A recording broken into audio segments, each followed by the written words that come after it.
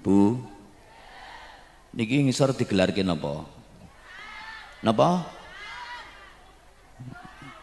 Nyun sewu Pak Yai Haris, Panaha. Kula niku nek dikeki jongokan kok nek gak tak jongoki dhisik sakake panitiane ngoten nggih kanca-kanca Pak wis ditantakno kok ora dilungguhi. Tapi kula engko nek lungguh terus dari nom-noman kok ora kelar. Nyek wong to piye? Aku tak mlaku rene. Wingking ngoten. Nom, wis enom jare ora kelar ngah. Kula terusno niki nggih. Niki digelarno terpal niku layar niku nek cara senori biasane dienggo mepe kene nggih sami jenengan kok purun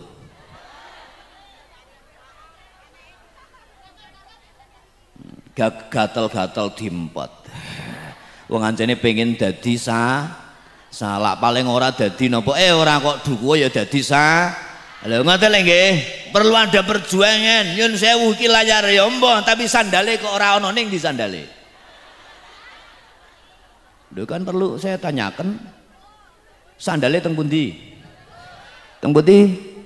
pun tiang niku kapan kumpul ngeten iki digelarno layar wonten sing teng lebet griya mriko nika nggih ngapunten tebih lho niku sandal kapan dicoplok mesti lak diparekno wonge nggih ana sing diadahi kresek ana sing dijongoki sor bokong wonten kula tak tangkel jenengan sandal niku jenengan perek-perekno ana sing diadahi kresek jongoki sor bokong niku jane lak kuwatir ilang kuwatir kleru ngoten nggih lho jenengan kok duwe prasangka ilang padahal sing lenggah iku ya kancane dhewe tangga-tanggane dhewe berarti lak suudon lho kok guyu ki piye ta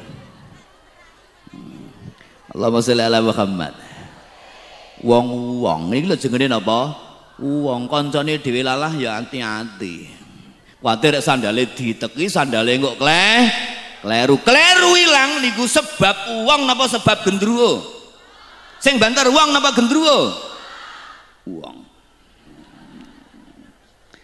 berangkat ngeten iki wau rombongan nggih mobil parkir kathah nek rombongan griya ditinggal dikunci rapet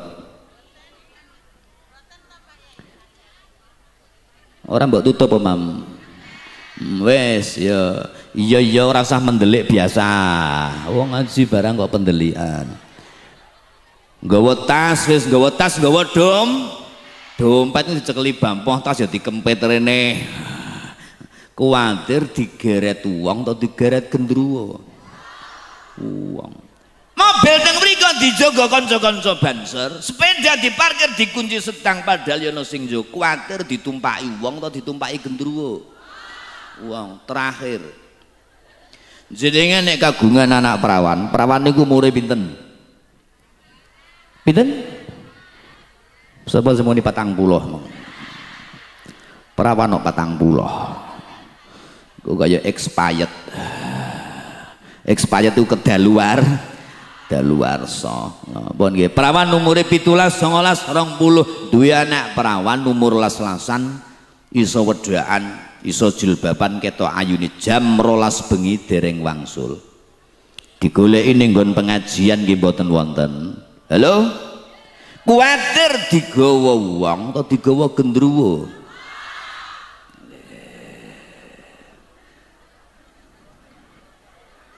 halo berarti janjane makhluk sing paling medeni niku wong napa gendruwo alhamdulillah mun nanti panggih wong iki zaman maju halo iki saya ngitung duit Paris loh duit sak kerasa karo bergagah iki zaman maju jenengan derek sing guri maju oke iso oke barang ta wong kene saiki iki zaman ayo ora melok muni akeh wong padha kleru dituturi guyah dikandani ngajak sholatullah ala toha sholatullah salam ala yasin iki zaman masa kini akeh wong padha lah iki zaman masa kini masjid langgar padha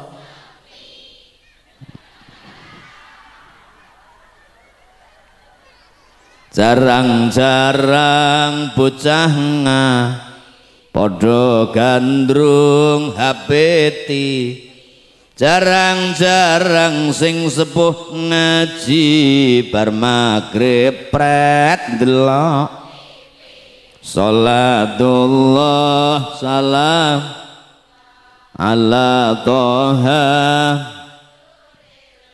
sholatullah salam ala yasin Allahumma sholli ala Muhammad.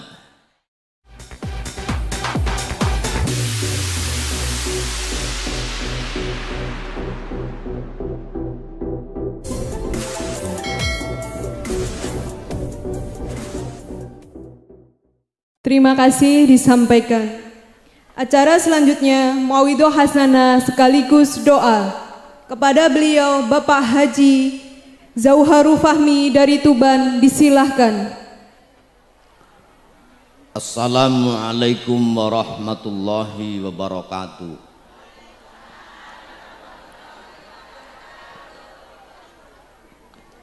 Bismillahirrahmanirrahim.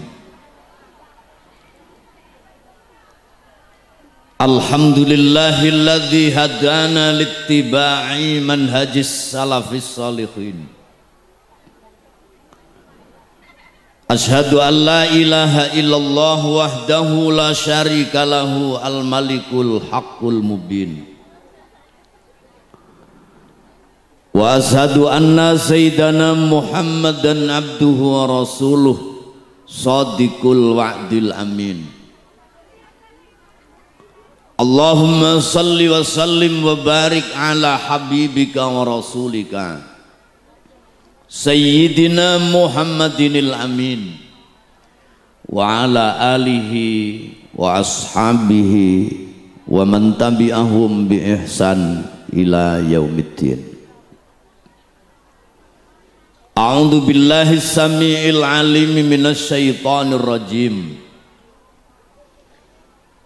Wal yahsyal ladzina law taraku min khalfihim dzurriyyatan di'afa khafu alaihim falyattaqullaha wal yaqulu qawlan sadida.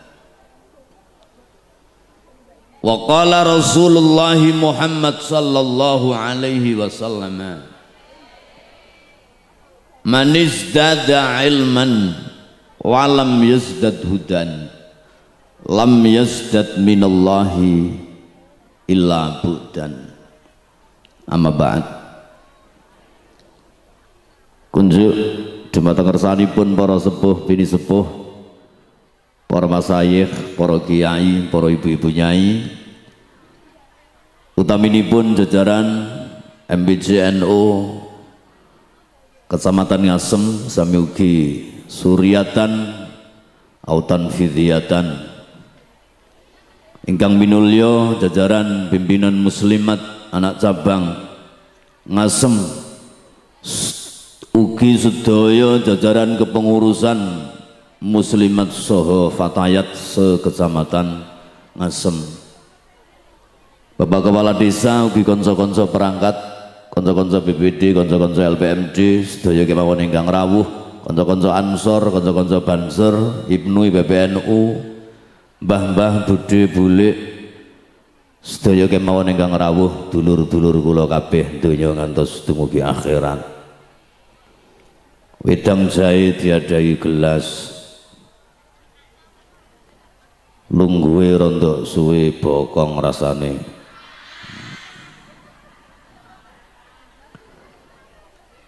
suwal disampirno desel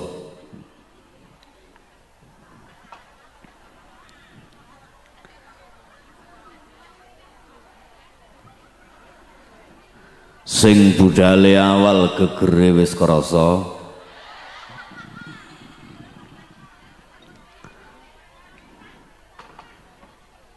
lawuh bakwan jangane keluweh tambah awan saja akeh sing klenga-klengo pengin kula mboten usah pertama-tama kula nggih mboten usah kedua-dua kula nderek ndonga muga-muga sing rawuh-rawuh niki diparingi panjang umure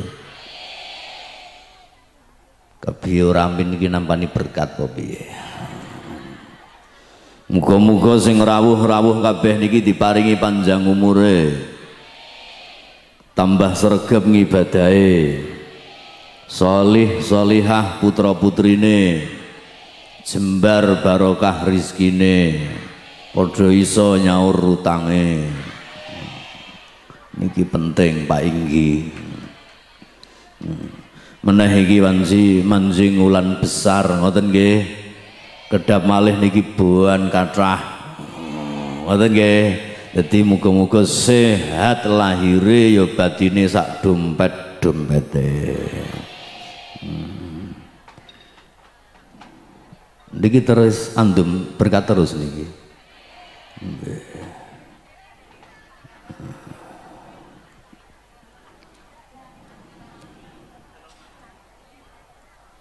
Bu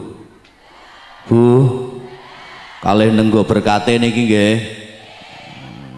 aku dibokongi ya ora piye-piye kok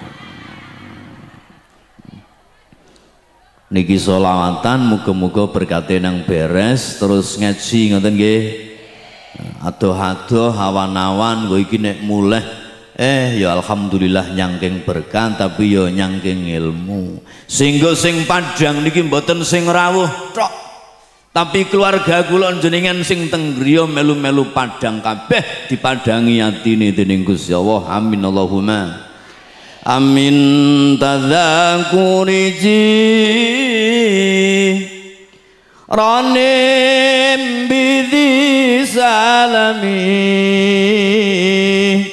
mazat tadam anjara mimuklatim bidami maulaya salli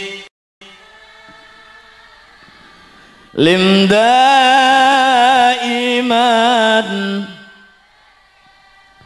ala habibika khairil khalqi kulli amhabbatir rihumin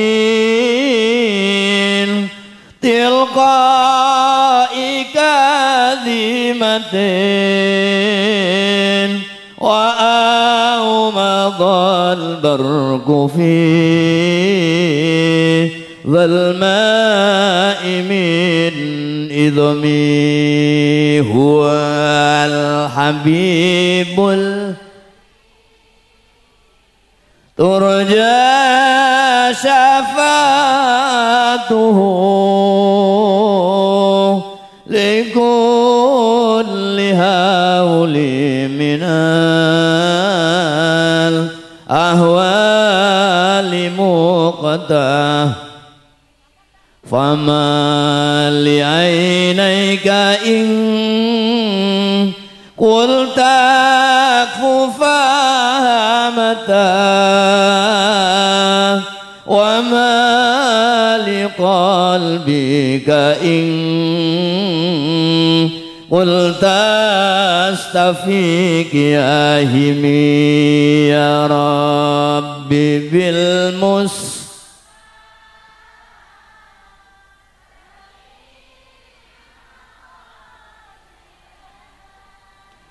waghfir lana ma madha ya wasi'al Sallallahu Nabi Muhammad. Wonten dawuh man shalla 'alan nabi, nek ana wong maca selawat dumateng Kanjeng Nabi sampai awake obah-obah mendajja fi sholati 'alan nabi kanatil malaikatu dajjatil malaikatu fi sholati 'alaihi, malaikate Gusti Allah melok herek obah-obah ndongakno kula jenengan sami. Amin Allahumma amin Allahumma. Berkati saya terus. Biasane niku ngeten, nek ana ngaji berkati dindum wonge padha nyawang berkat, kula omongan ora ana sing ngru. Niku kono.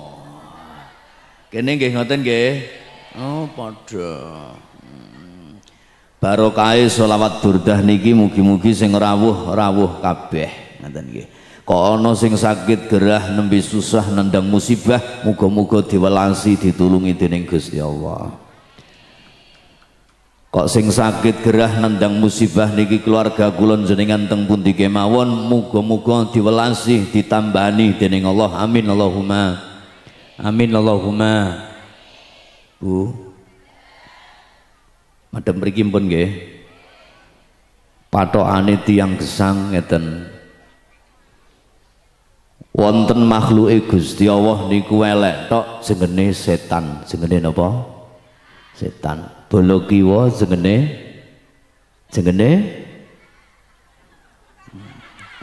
mboten niki lho nggih. Elek tok jenenge setan, apik tok jenenge malaikat. Saged ditampi nggih? Nggih. Elek tok jenenge, apik tok jenenge malaikat.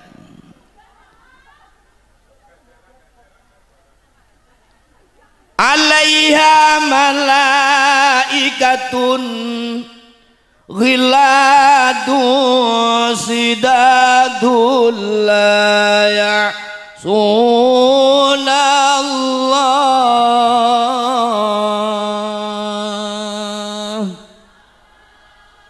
Malaikat niku apik tok, elek tok jenenge setan, apik tok jenenge malaikat. Sing nomor 3 makhluke Gusti Allah saged kaya setan, nggih saged kaya malaikat.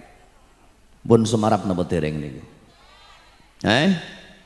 Ana makhluke Gusti Allah punya 2 potensi, iso kaya setan tapi nggih saged kaya malaikat. Sing ngoten niku jenenge manusa. Jenenge napa? Manusa. Manusa niku tidak lain tidak bukan nggih kula jenengan sing rawuh-rawuh niki. Mulane panas-panas isih betah ngaji iki janjane ben ora kaya wong niku kantun kumpulane. Ana wong kumpul bakul lenga wangi senajan ora tuku, mbulet karo bakul lenga wangi suwe-suwe ambune melok.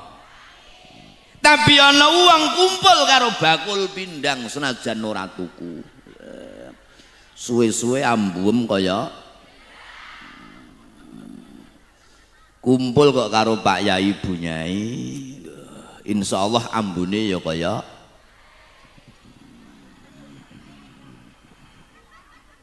Allahumma sholli ala Muhammad.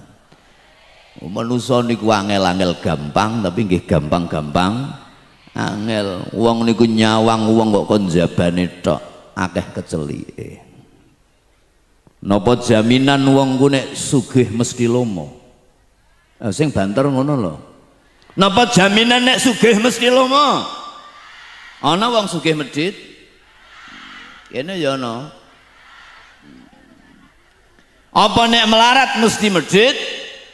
Apa nek bagus rupane mesti bagus atine? Apa nek elek rupane elek atine? Tidak jaminan. Mulane wong kuno-kuno kan nek nuturi nyun sewu niki pun mulai punah. Pak Yai Haris nyun sewu sian nek kula alit niku ora usah ning pondok ning langgar wis krungu.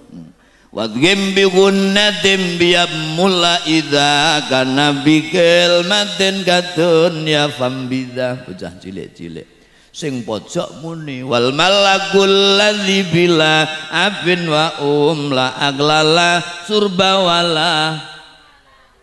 Alhamdulillah sing rondok gede ya munine wal aslu fil fa'ili ayyat tasila wal aslu fil maf'uli ayyan fasila sampai sing sepuh-sepuh rambutnya manen nek siang niku sapa langgar layeh-layeh king sabin king tegal glimbong kadang karung lalar wa kullu insanin nalas tiwai wal fadlu bitaqwa bilam tirai qaidul lasimiyah karangane Syekh Masduki Lasem wong kuno isih usum sing cilik-cilik putra-putri sandal lu kadang mboten dienggo teng sikil mriki mboten teng suku kadang diselobokno ning tangan terus mubeng Gotri ala gotri naga sariri riwul liwal senang katul tul tulan awan-awan delok titenono besok gede dadi apa-apa podang bako enak bako sedang dang dang kok engkak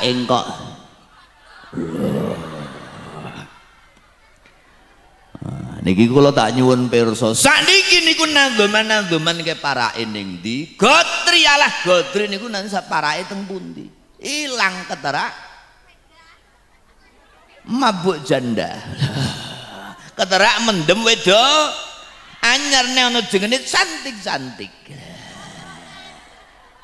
lho gotri alah gotri ilang jenengan sakniki naon wong muni ngene dondong apa salah duku cilik-cilik gendong apa becak melaku lha niki lak manula-manula sing iso nirokno bocah sing nom-nom iso ngoten niku ilang kabeh padahal niku pitutur luhur dadi wong lho kaya gedondong apa kaya lho pirang-pirang wong jabane alus-alus ya edap-edapi tapi jerone ana sing rupane ya ora sepira tangane ya kasar sikile pating mlethek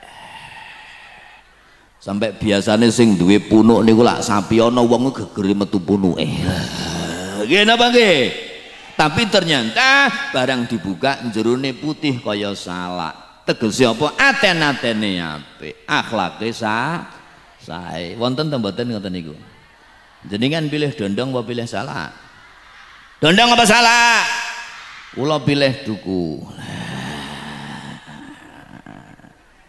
mergo nek duku niku alusin jaba jero tapi pengen kaya duku ada syaratnya melakune kudu dimi panas-panas ngeji rutinan jane ya menten enak teng griya nggih ning griya gelarno kloso rada mbludet saithik ngono kae nggih meneh-meneh ning pinggire lawang mbok ya sembripit iso gayer-gayer mulane mlaku dimik-dimik ngeji ning ndi wae budal jan-jane dandani awake syukur-syukur iso kaya alus njabane ya alus njero pomo dipomo mboten saged kados duku paling ora ya salah siyen zaman Kanjeng Rasul wonten sahabat la ilaha illallah bakdo jamaah pun donga Kanjeng Nabi niku murugi wonten tiyang moro-moro salaman bareng salaman tangane tiyang niki dicucup kalih Kanjeng Nabi sontak para sahabat niku gumun iki ana wong gunung wong ireng wae wong desa kok tangane sampai dicucup Kanjeng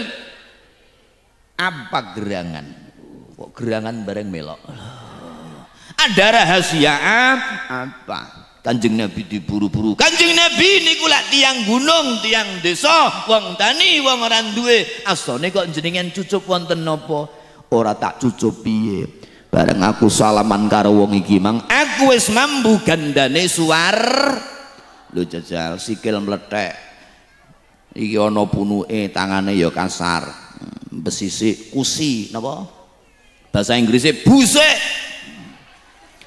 tangane kok dicucup Kanjeng Nabi lho ambu swarga keng pundi Kanjeng Rasul ora ambu swarga piye bareng aku salaman karo wong iki mau tangane tak demek rasane kok aneh padha prentul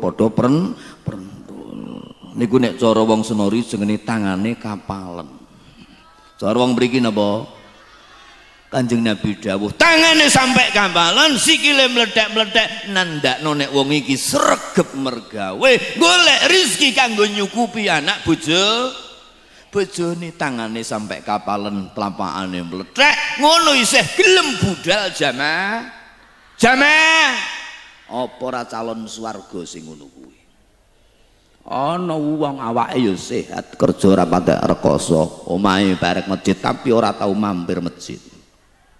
Ora tahu mancik masjid. Ya sehat-sehat to rezekine ya cukup parek musala tapi ora tahu mampir mancik musol.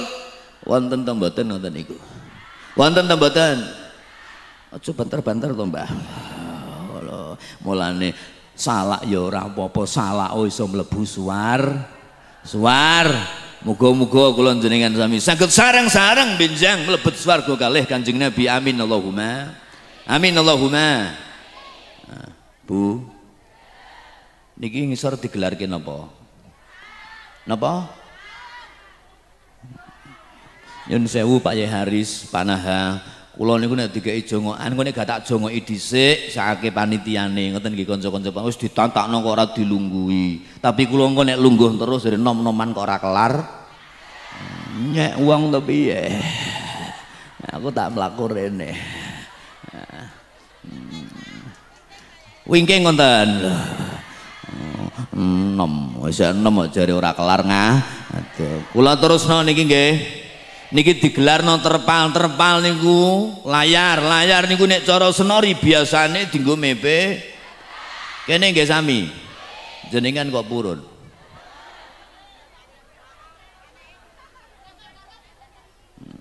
Gatel-gatel dimpot. Wong ancene pengen dadi salak paling ora dadi napa ora kok dukuh ya dadi lha ngoten lho nggih perlu ada perjuangan. Nyun sewu iki layar ya mbah tapi sandale kok ora ana ning di sandale. Lho kan perlu saya tanyakan sandale teng pundi? Teng pundi? Bon. Tiang niku kapan kumpul ngeten iki digelarno layar wonten sing teng lebet griya mriku nika nggih ngapunten ya tebih lho. Niku sandal kapan dicoplok mesti lak diparekno wonge. Nggih. Ana sing diadahi kresek. Ana sing dijongoki isor bokong. Wonten. Kula tak tangkel jenengan. Sandal niku jenengan perek-perekno ana sing diadahi kresek jongoki isor bokong niku jane lak kuwatir ilang, kuwatir kleru ngoten nggih. Lho, jenengan kok duwe prasangka ilang.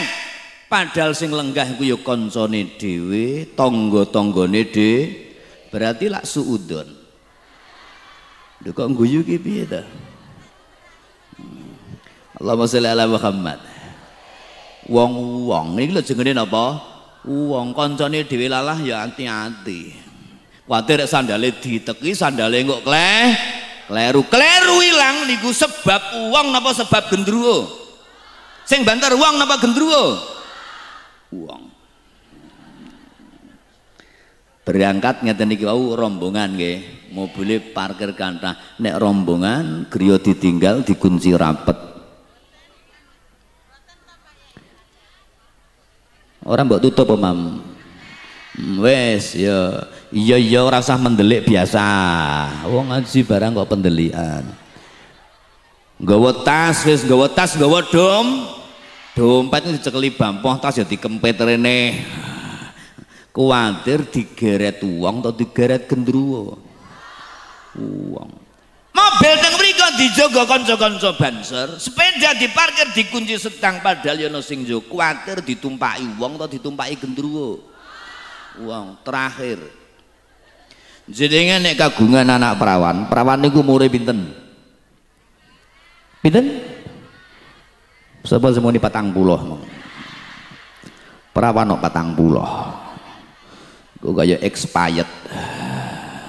expired itu kedaluwarsa pun nggih perawan umure 17 19 20 duwe anak perawan umur las-lasan iso wedaan iso jilbaban ketok ayune jam 12 bengi dereng wangsul digoleki ning nggon pengajian nggih mboten wonten halo kuwatir digawa wong atau digawa gendruwo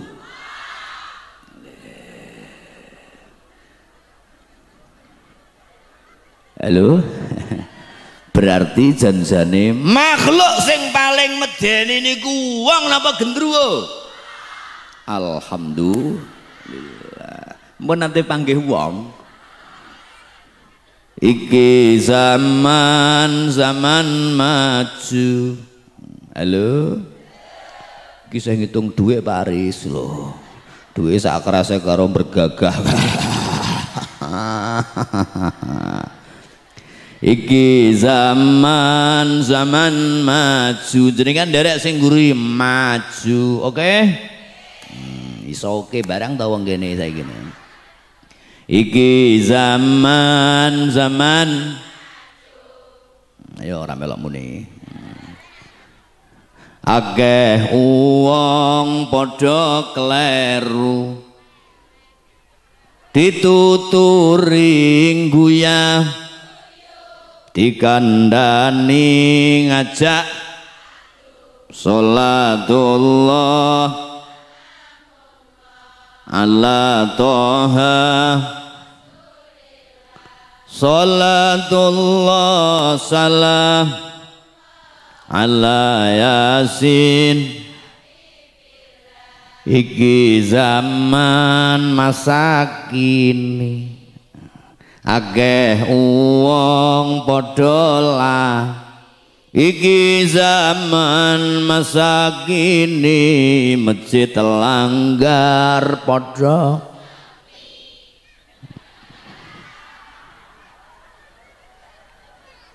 Jarang-jarang bocah padha gandrung hapeti. Jarang-jarang sing sepuh ngaji bar magrib pret delok sholatullah salam ala toha sholatullah salam ala yasin. Allahumma sholli ala Muhammad. Bu, menuso niku jenenge wong, jenenge napa? Nek teng Quran niku kadang didhawuhi Gusti Allah dengan sebutan yang berbeda. Kadang didhawuhi Allah, ditimbali Gusti Allah dengan sebutan basyarun, napa? Kadang ditimbali Gusti Allah dengan sebutan insanun, napa? Sing nomor 3, kadang manusia didhawuhi Gusti Allah dengan sebutan nasun. Napa? Setunggal. Nomor kalih. Nomor 3. Pun nggih, ngajine ya 3 iki. Mangke jenengan lebokno jero berkat pisan nggih. Beto kondur nggih. Basyarun, insanun, nasun. Kabeh niki menggambarkan sosok manusia tapi memiliki predikat yang berbeda. Gusti Allah niku nek nimbali wong kok diceluk basar. Il qala rabbuka lil malaikati inni khaliqum basyaram min tin. Basar niku kula jenengan sami digawe saking sari padine lemah, digawe kok lemah. Minha khalaqnakum wa fiha nu'idukum wa minha nukhrijukum taratan. Wong digawe saka lemah, suwe-suwe sok ben dilebokno ning jero, dina kiamat sok ben ditangekno nggih king jero. Lho, ora ana wong wayu kaya apa, ganteng kaya apa, sugih kaya ngapa, ora ana sing bakale saka klothokane emas. Mboten wonten nggih? Kabeh digawe saka lemah. Basar niku maknane kulit rai. Napa? Basar niku maknane kulit sing ana ulune. Mulane wong ku mesti ana kulite kalih wonten apane? Ulune. Ngoten lho, Mbah. Nek ana wong nang ora duwe kulit. Nanti semerap jenengan. Wong kok ora ana kulite, ora ana ulune, tambah ora kaya wong. Dadi saithik-ithik yang wong ku mesti duwe kulit. Ya duwe ulu. Basar niku nek kula terusno maknane apa? Manusia sebagai basar, manusia sebagai makhluk biologis napa?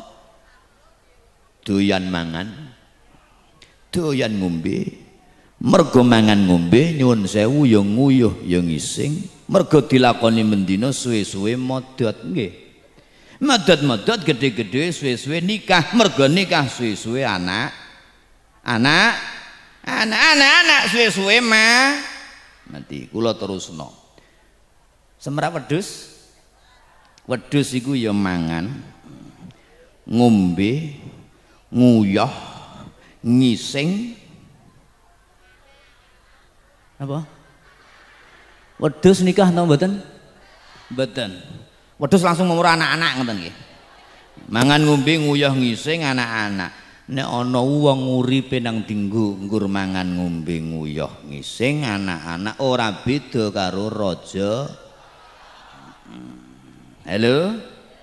Lho nek pengen mundhak pangkat yo ya kudu wani mlaku timik panas-panas ngene iki yo dimpet. Ana sing mboten keduman terpal layar ning sor-sor gedang. Anjene pengen mundhak pangkat niki wedang jahe nggih. Contoh saumpama dereng didamel wedang isih kok Tegal jahe disongkel diunggahno dhuwur meja sak wit-wite pantes? Tidak pantes.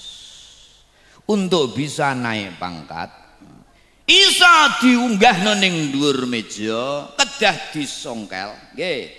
Wite dikethok, dirisi, dikosoki, digecek-gecek. Dinapake lebokno jero gelas imboi gula diseri banyu wis sajur isih diudhek isih diseri banyu panas dirasakno kok wis legi lagi diunggahno dhuwur paribasan. Ana wong pengen urip genah kudu gelem kangelan, ana wong pengen genah kok ora gelem susah, iku bahasa Inggris bayan swalyamoh. Napa doyan mangan mergawe sallu ala Nabi Muhammad. Kula terusno nggih. Lah mundhak manusa niku disebut Gusti Allah dadi jenenge insanun. Napa? Insan niku dari kata maknane guyub rukun. Napa? Orang seneng tukaran, ora seneng gegeran. Ana wong kok amen bendina ku amen tukaran amen gegen. Ora cocok jenenge menusa. Nyun sewu Pak Inggi, ana wong dituturi kok angel bendina tukaran karo tanggane. Mungkin bisa diselidiki. Ndak bakale kok tanah sengketa atau piye wong iki. Kok kandhanane angel. Allahumma sholli ala Muhammad. Menusa nek diarani insan niku berarti jerone wis urip. Jerone wis napa? Manusia secara ruhani niku jenenge insanun. Lah wong niku tengerane gampang, sehat insane to sehat basare tengerane gampang. Nek ana ngaji modele rondo ngantuk. Tapi nek berkate metu wonge melek. Nek wonten tahlilan ngoten niku lho nggih. Ilawah dhek ndiluk tambah ndiluk keturun. Tapi barang berkate ditokno dhek ngoten niku berarti sing sehat basare awake ya lemu. Awake ya lemu lho. Oh, tapi urung karuan jerone niku sehat. Lah muga-muga kula jenengan niku ya jabane ya sehat, jerone nggih amin Allahumma. Amin Allahumma. Mulane janjane saelek-eleke wong niku suatu saat dia akan terenyuh nangis. Kabeh wong ku pengin balik marang Gusti Allah. Kadang krungu adzan, kadang ya pengen ning musala, kadang ya pengen melok tapi ya kadang blas ora tau, ora pengen melok jamaah. Ngoten niku nate ngalami to mboten? Ngono niku jenenge wong. Kadang umat kaya malaikate, kadang umat kaya lah insan iki nek dipupuk pun bayi ngertos bayi nggih. Bayi niku nek teng jero weteng teng kandungan niku darane lewat pundi? Alah. Mbah Bayi niku nek tesih teng njero kandungan daharane mame keng pundi bayi niku? Keng pundi? Barane keng napa niki? Tali pusat. Ibuke mangan rujak, anake ngrasakno. Ibuke mangan lontong, anake ngrasakno lontong. Nggih napa nggih? Bayi niku ngedos napa mboten? Buka toko, tapi rezekine kok diterno Gusti Allah. Keranten bayi niku mboten gadah dosa. Kula jenengan pengen rezekine diterno Gusti Allah, aja kakean do. Ngape muni ora duwe dosa kok sajakane nggih. Paling ora aja kakean dosa. Pun kula terusno nggih. Nek pun lair praja ditangani dukun bayi nek cara senori mbiyen saiki ana bubit. Satu-satunya jalan rezeki sing dimiliki bayi diketok bubedan, diketok dukun udel diketok terus ditale. Berarti janjane dukun bayi bedan niki ngedang-dangi rezekine paham jenengan? Paham nggih? Kula terus nggih. Pun ngeten teruse. Bayi ora ngedos ora buka toko ya ora bakul pentol lagi liwat ngono lho. Pancene ngaji zaman saiki ki ngomong kaya pentol. Allahumma sholli ala Muhammad. Barang pun ditaleni niki pelajaran kangge kula jenengan sami. Kula jenengan sami kapan hubungane sae kalih Gusti Allah. Siji dalan rezeki kok didang-dangi wong, didang-dangi makhluk. Kapan kula jenengan hubungane apik kalih Gusti Allah? Siji ditutup dijoli kalih. Paham jenengan? Udel diketok dijoli loro kiwa karo. Paham napa mboten? Paham napa mboten? Pun. Tiang estri niku sakderenge mbabarno biasa-biasa saja. Tapi barang pun babaran kene kok aboh niku sing ngongkon aboh sinten? Lho kok ngguyu ki piye? Tenanan lho niki. Sinten sing ngengken aboh? Gusti Allah. Saged dipahami nggih? Kene apa kok diperintah aboh kalih Gusti Allah? Keranten cadangan rezekine. Cadangan rezekine iki kok ora aboh bayi iki iso kelaparan. Saged dipahami? Jenengan nangen-nangen nyun sewu Pak Inggi. Asi niku nek wanci panas banter ngeten menika metune adem. Teng tafsir ngoten kene. Wanci panas banter metune adem. Mulane bayi ku nek panas banter kok disusoni mboke nyun sewu ya ora panasen. Ya ora nangis. Tapi nek musim rendeng udan deres metune anget. Lho paham mboten ngeten iki? Pak Inggi pun nate mendeteksi ngoten niku. Lho Gusti Allah ku nek nata rezekine makhluk sing ora duwe dosa, panas diademno, adem dianget. Allahumma sholli ala Muhammad. Allahumma sholli ala Muhammad. Kadang ono sing ngomong, ndak wong wedok ku njero ana kulkase to piye? Kok iso adem iso panas. Barang pun 2 tahun biasane terus budal ning gone tukang suwuk nggih. Bocah iki sapehno ngasem kathah tiyang suwuk ngeten iki. Wonten nggih? Wonten. Disuwuk ya ana sing langsung mari, ana sing bar disuwuk tambah ndak. Biasane nek tambah ndadi ibuke bingung petuk temuyureng ya temuyureng dieret-eretno. Nggih ta mboten? Engko petuk odol ya odol dieret. Ana sampe ana sing oli barang. Jane kene iku dikeki temuyureng, dikeki odol, dikeki sembarang dengah. Niku tujuane ngedang-dangi rezekine. Lho nggih napa mboten? Nggih napa mboten? Tapi Gusti Allah kuwasa. Bayi ora duwe dosa, loro mbok sapehno mbok dang-dangi. 2 jalan rezeki kau tutup, bayi dijoli luwih akeh. Gedang goreng oleh, donat oleh, aqua oleh. Niku tegese apa? Kula jenengan sami kok pengin genah uripe pokok gandulan karo Gusti kelawan Allah kang maha suci kudu rangkulan ditirakati diria dzikir lan suluk jongan dzikir jongan dilali ya Rasul salamun ya Rafi'asya adfatayati rotal ya uhailal judi wal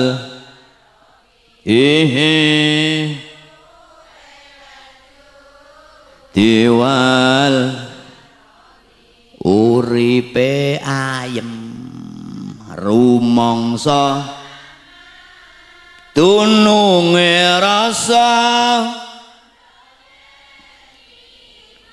sabar narimo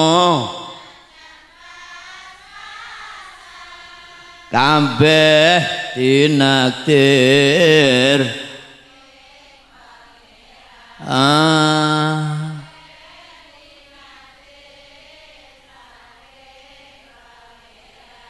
Sallu ala Nabi Muhammad. Gandulan marang Gusti Allah. Insan rohani ini digandulno marang Gusti senajan sing jaba ragane basane nyangking dasar nyangking berkat. Ngaten nggih. Rohani ne insane gandulan marang Gusti. Kula sampai didhawuhi guru kula, congko nek ora ngandel. Bebek iku kapan bengi kok wek-wek. Esuk tiliki ndoke lak pating gelimbung. Tapi ana bebek bengi kok anteng blas ora ana suarane, esuk tiliki teleke sing pating. Kula niki awale mboten paham. Tak angen-angen apa bebek wek-wek ndoke gelimbung nek ora wek-wek teleke sing gelimbung. Bebek mawon jajal. Lah ya to awan-awan nak ya kudu ngoten barang. Lho nyentakno kadang ya wonten perlune kok Pak Yai Haris nyun sewu Pak Naha. Lho naha. Naha yang mencegah kemungkaran. Wa nahyu anil mung. Nek ngandani kala-kala ya banter wa nyentakno ku ya penting. Sian ora ngandel. Mbah Yai Khalil Bangkalan niku wali niku Gusti Allah. Gurune Mbah Hasyim As'ari. Satu saat badhe kedatangan tamu, wali ape ketekanan tamu wis krasa sing teko sapa. Wis di SMS kali malaikat Jibril. Ape ana tamu lil? Oke. Tamune niku Cina. Napa-napa? Cina lumpuh. Sukune niki mboten saged inggih melampah. Berobat kemana-mana tidak sembuh sembuh. Akhirnya krungu nek ana kiai keramat jenenge Khalil dibeto tengene Mbah Khalil niki ditandu. Dipikul teng tandu. Barang ditandu ndugi halaman lantare Mbah Khalil. Mbah Khalil iku pun mlebet pawon beto pedang. Sapa sing mlebu lantare aku tak pateni kabeh. Sing mikul kaget mbelayu. Mbah Khalil kok nyentak-nyentak muring. Cina nek kaget nyawang pedang melok melah. Lho, jejalan. Dadi kadang nyuwuk iki ora usah disuwuk disentak tok ngono ya wis mari. Mulane jenengan engko tapi ora usah entek melok njajal. Engko ana tanggane lumpuh nang mbok sentaki. Sampeyan ora wali mbok sentak ya mati pokoke. Allahumma sholli ala Muhammad. Allahumma sholli ala Muhammad. Tok ndi niku ngajine?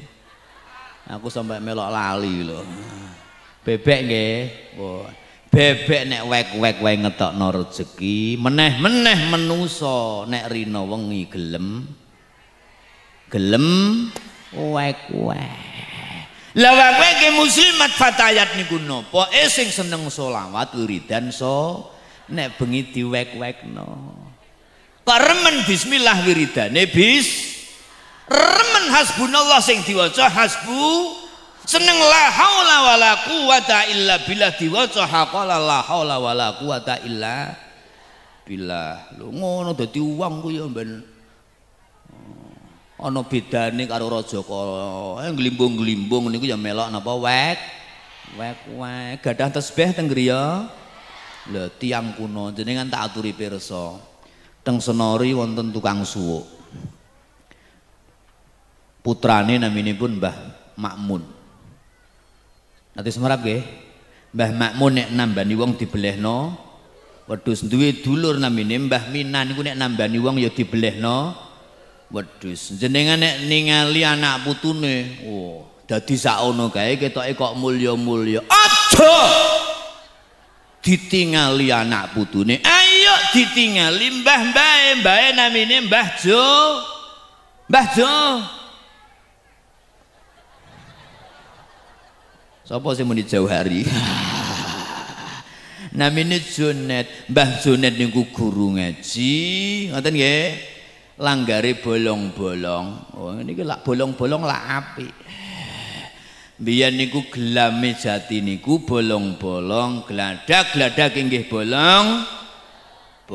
Ternyata uripe melarat, uripe napa? Ya jajal. Ana wong melarat tapi agama dicekel bapoh nglairno putra-putri sing mulya-mulya. Anak putune ditata dening Gusti setunggal wekdal. Halo. Niki jam pinten? Jam kalih. Mbon niki kesuwen. Gedhi malih nggih. Nggih, berkate pun jenengan cekeli sing bapak. Nek ucul ngoten nggih. Setunggal wekdal Mbah Nyai Jonet matur, dalu-dalu jam 11 ngono. Bah, beras teng pawon sampun telas. Bumbone nggih sampun telas. Kula pun mboten nyepeng arta kangge sangune lare. Jenengan biasa sambat bapake ngoten? Biasa. Tapi nggih basa. Nah, iku bedane. Lagi kok basa wae beda kok. Wong lanang polake ngono lho, idur pentol idur jajan awak kesel tok omah kadang sik mbok sen lho jajal.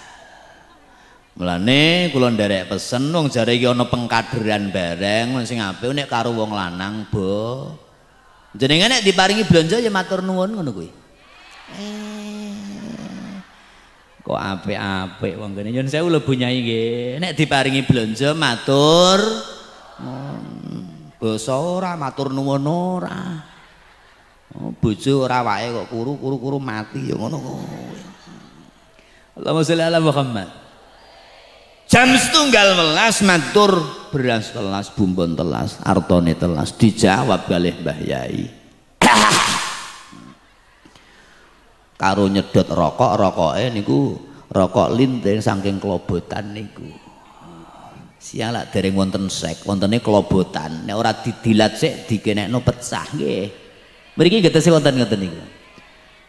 Dijawab kalih Mbah Jonet, penggawean urung mbok lakoni kok wis njaluk bayar. Jam 11 bengi penggawean apa?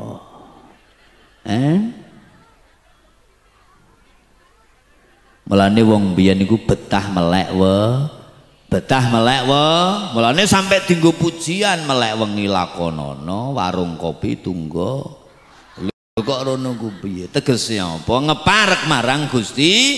Barang pun subuh jamaah kaya wong asem. Amin Allahumma. Nek subuh jamaah kabeh nggih.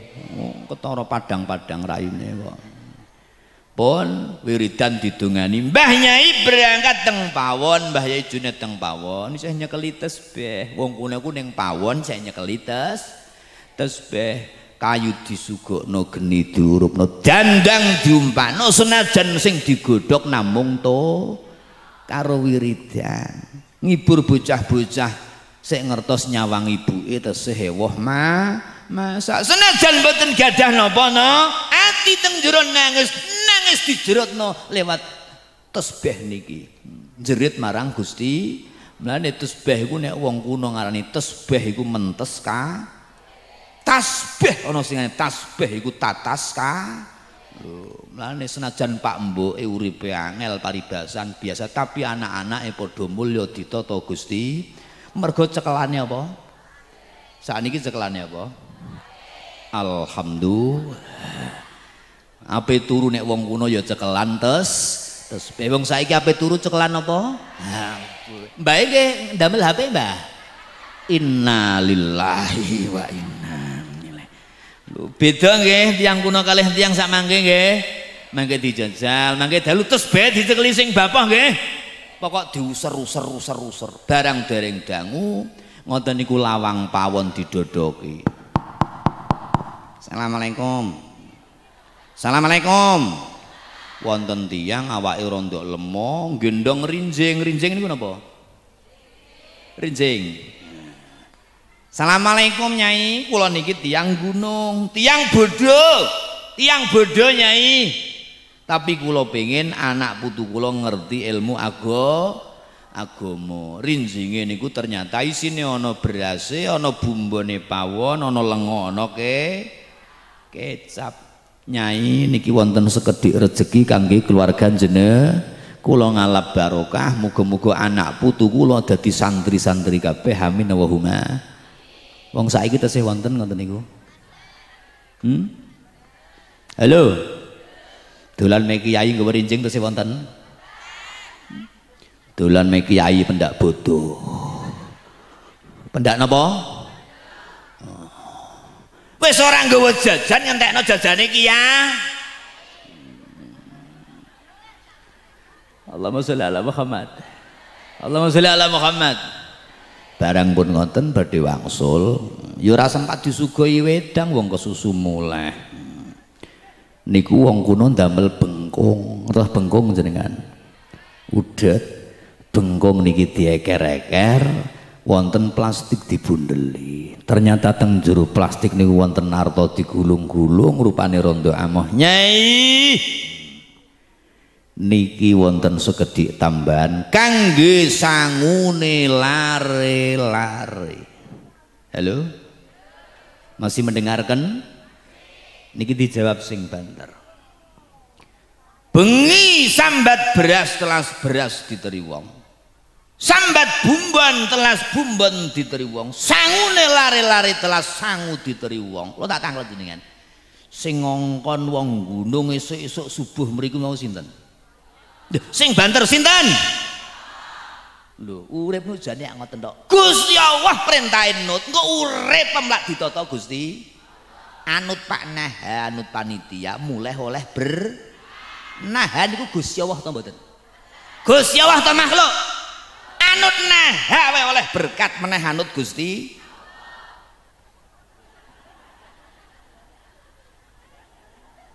Saged dipahami nggih? Anut makhluk wae oleh rezeki meneh anut Gusti. Ngaten monggo niki jamaah ya rada kenceng. Mulane ngaji awan-awan barang nek sekliwat dhuwur ya ora oleh suwe-suwe. Nggih to nggih? Lah sing omahe adah-adah kok nek keri salate piye? Wong ngaji nek ngumpul ngene kan sunah golek ilmu wajib iya, tapi bareng-bareng sing sampai sakene kae niku lak sunah. Nggih ta nggih?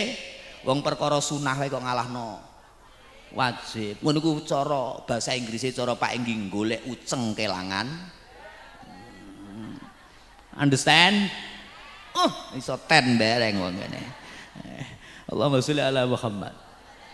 Mbah Junet mandhap king musala bablas teng pawon rokok dimpakneh nyawang beras teko bumbon teko bunyai wis guyang-guyu kandhani kok ora ngandel.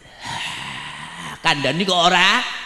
Maksudnya napa kapan kewajiban mbok lakoni? Ora usah kuwatir, rezeki niku bakal ditata dening Gusti. Jangankan rezeki anak putumu kok sing mulyakno Gusti.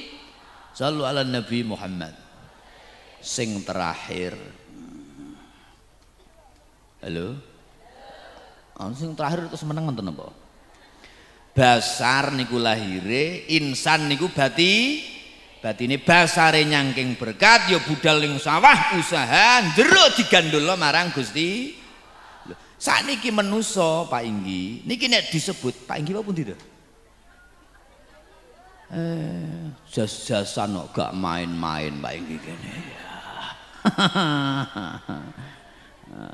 Kula terus nggih. Manusa sing terakhir didhawuh ditimbali dening Gusti Allah dengan sebutan nasun. Napa? Nasun niku maknane apa? Social community. Apa? You know what is the meaning of social community? Manusa selalu dan selalu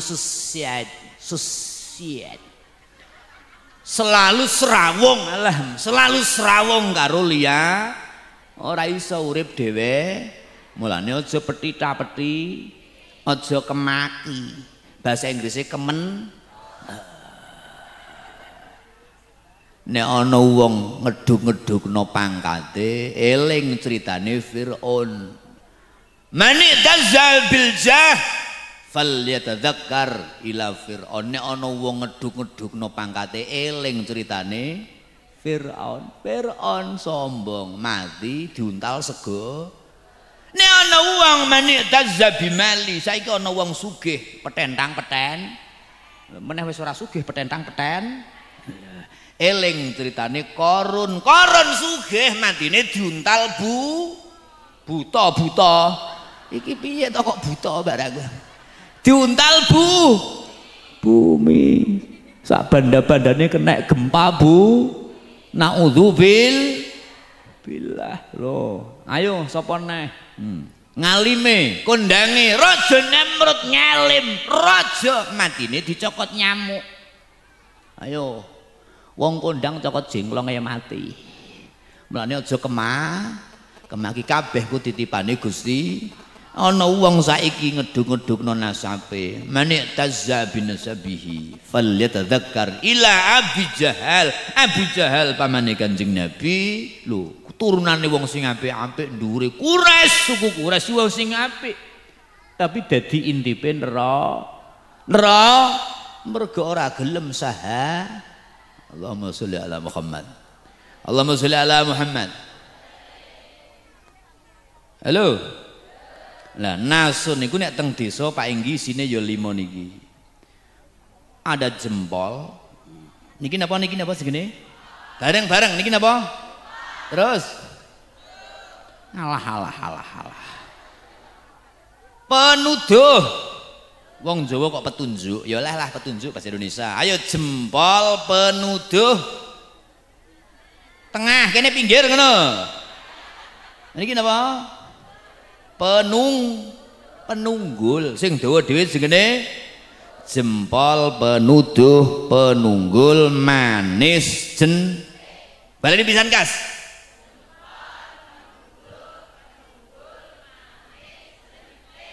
Driji 5 niki nek waras Pak Inggi terus rukun mangan gampang ya cepet wareg. Lha iki napa ten? Niki jan tingali. Filosofi driji sing dawa iso mengkeret, sing ngendhek iso nyelolor. Dure padha to nek mangan niku nggih. Filosofine piye sing dawa iso mengkeret, sing ngendhek iso. Iki nek mokong wonge kaku-kaku, dijak mangan ora gelem ngene kabeh. Mulane organisasi ku wonge kok mokong-mokong, ora maju-maju. Ora napa? Lho mulane sing duwe kelebihan ya aja sombong mengkeret. Sing ngendhek gelem nyelo. Halo Pak Inggi. Kula terusna nggih. Jempol niki nglambangno umara. Nglambangno sinten? Umara niku ora kudu hafal Quran, syukur-syukur hafal. Ora kudu mbluduk kitabku, syukur-syukur mbluduk kitab. Umara jempol. Halo. Umara niku pejabat pemerintah niku lho sing nyekel pemerintahan, ya petinggi kuwi jempolan kuwi. Halo. Sing penting adil, senajan nggih ben ora nyoblos ya aja mbok bedakno nggih. Lho iki tenanan lho Pak Inggi ngene iki. Kabeh iku wargane. Wancene demokrasi ya ngono kuwi coblos dan menco. Ngoten Pak nggih. Lho. Lha engko sing ora nyoblos omahe gedhe bolong-bolong, sapi ora duwe, wayahe oleh raskin to rastra nggih. Ora dibagi. Lah sing nyoblos nyun sewu Pak, iku ana Pak, kono Pak ora kene. Pepeh nyoblos sepeda motor papat, sapine loro, omahe keramikan tambah oleh raskin ras. Lho, niki mugi-mugi nek kene ora ngono Pak Inggi. Pokoke pemerintah iku sing penting adil. Kabeh iki anake jangan dibeda-bedakan, aja pilih Oke. Jempolan senajan ndek tapi lincah, iso ngluyur ning ndi-ndi. Oke, madem mriki ayo dijejal. Jempol niku mriki saged. Mulai sing digawe wiridan subhanallah. Subhanallah iki ora ngarah jentikan kana ora iso jenengan. Wiridan nganggo jempolan. Jempolan mriki saged. Oke. Niki filsafah pelajaran. Nek wis dadi pejabat kudu entengan. Nek wayah HP coblosane cobloslah saya. Indonesia akan makmur. Barang wis dadi terus lali blas ora tahu sapa, ora tahu dolan, ora tahu silaturahmi. Jadi petinggi barang ya kudu entengan. Undang rene teko, rene ya teko, rene ya teko, rene ya ora gelem teko kenapa? Kadang ana wong lho tipe pejabat nang angkem ning omah. Halo Pak Inggi nyun sewu lho Pak. Kudu entengan. Nek entengan dadi nah. Nggih napa nggih? Wong cilik niku gampang entengan pejabat kudu nomor kalih. Halo? Niki napa wau namine? Penuduh, petunjuk. Mbak sapa iku namine sing ngitung dhuwit terus wau? Sinten? Mbak Nafi. Wah kaya jengene Nafi. Orangnya berbobot. Nafi. Bermanfaat dong. Pun nggih kula terusna nggih. Penuduh niku tukang duduhne kayak Pak Yai Haris kayak bunyai-bunyai duduhno iki wedang jahe lho. Diade gelas iki wedang jahe.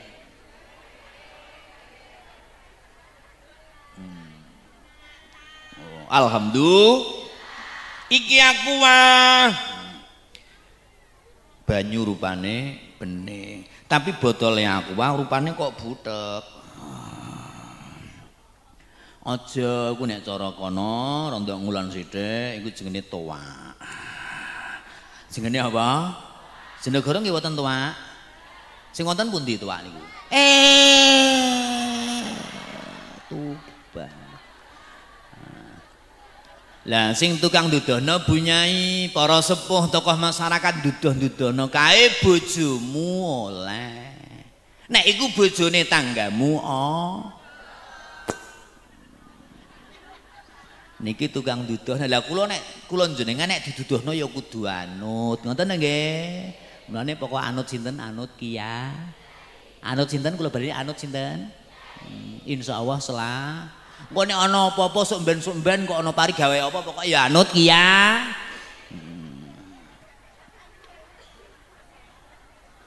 Lho parake rono apa? Pokoknya anut Kia. Oh, genah ora ngarah dijak mlebu neraka. Lha nggih to nggih. Benjing-benjing kok ana apa-apa anut. Lho, pireng-pireng Bupati Bojonegoro anyar iku nggih. Nggih. Nggih, Bupatine NU, gubernure, sampean wakil presidene ya.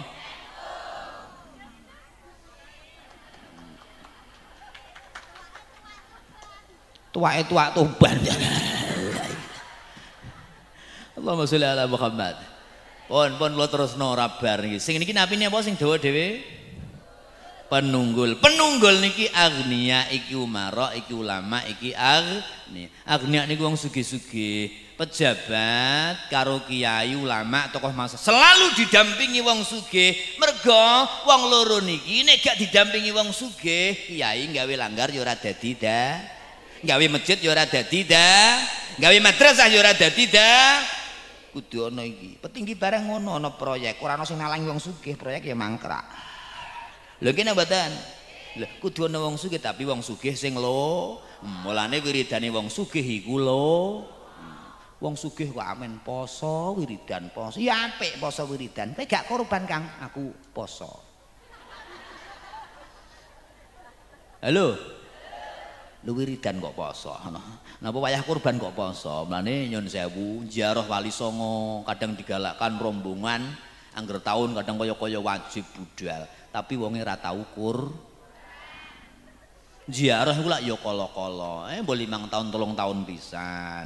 Sing sugih-sugih iki ayo padha lho. Karena apa kurban kalih zakat fitrah ini dua hal sing dadi siare Islam kok tambah menziarah wae tanggam ana sing ora mangan mulih mbok iming-imingi cowek. Ziarah nu gembukno ati nggih napa mboten? Eling mati mulih nggawa krecek ambane sak nampang. Yo jajal ngene iki. Halo. Tangga sing ora duwe mbok iming-iming. Nek nggur cuwek oleh-oleh ziarah ora usah ziarah dadoh ning pasar wis pirang. Lho nggon zakat kono. Monggo niki sing rezekine luweh-luweh ayo padha niki napa namine? Manis nglambangna wong wedok kados jenengan muslimat fatayat. Pokok wong wedok kok sae bisa menjaga kehormatan akan lahir darinya generasi yang solihina sing terakhir namine napa? Jentik niki nggih penting. Kabeh niki penting tapi ora ana jentik tidak sempurna hidup. Jentik niku nglambangna wong alit-alit, fuqara, masakin, wong umum. Ora ana jentikan ngaji ku ora dadi. Halo?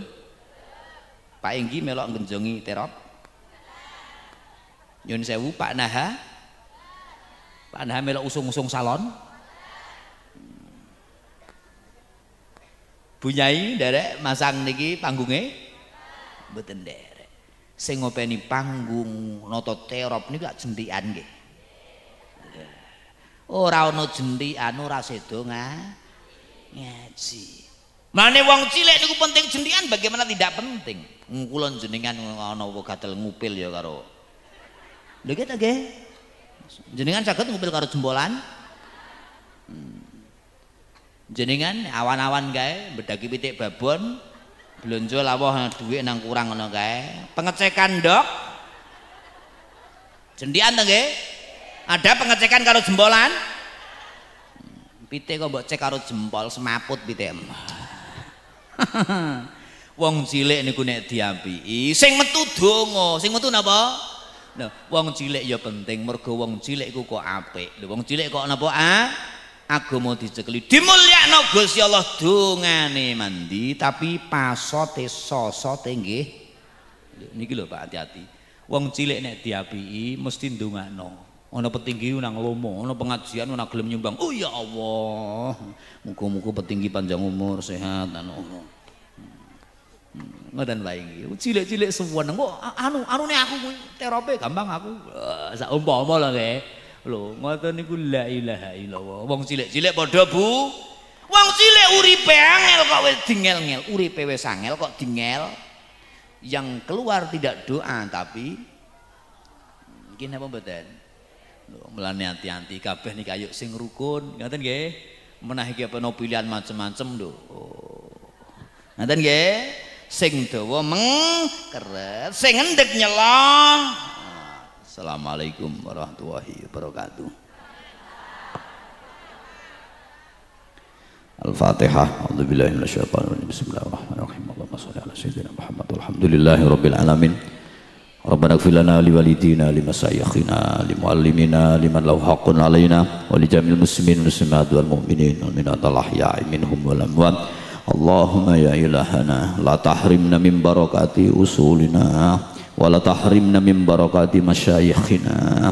Allahumma ij'al barakatahum wa asilatan ilaina sariyatan ilaina la siqatan bina takunu qulubuna ka qulubihim mamlu'atan bil ilmi wal hikmati bil ilmin nafi bil ilmil musil ilaika ya arhamar rahimin. Allahumma imla' qulubana quluba auladina quluba jama'atina nuran wa hikmatan liqabuli ni'matikal wafirah. Allahumma aslihhum Allahumma aslihhum wa aslih durriyyatahum wa aslih durriyyatahum wa aslih bihimul ummah. Allahumma ihtim lana bisa'adah Allahumma ihtim lana bitaufiqi wal hidayah Allahumma ihtim lana bi husnil khatimah wa sallallahu ala sayyidina Muhammad walhamdulillahi rabbil alamin. Al-Fatihah. Terima kasih disampaikan. Acara selanjutnya yaitu penutup.